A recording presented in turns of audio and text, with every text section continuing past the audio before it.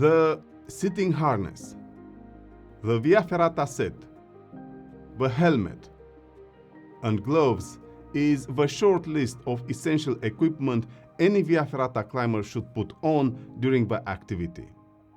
For emergencies or unexpected situations, you should keep in your backpack a first aid kit, a long sling with a carabiner, a headlamp, tape for your fingers if you don't use full finger gloves, a power bank with charging cables, your phone with preloaded offline maps, your hydration system, protein bars or similar, and a whistle.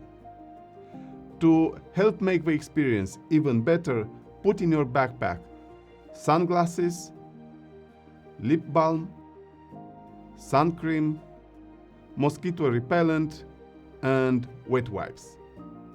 As a minimum, wear approach shoes, climbing trousers, and a long sleeve technical shirt.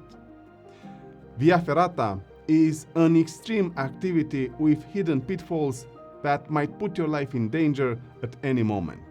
To tackle this, the harness, the Via Ferrata set, a resting system, the helmet, and gloves is the personal protective equipment any Via Ferrata climber should put on no matter what.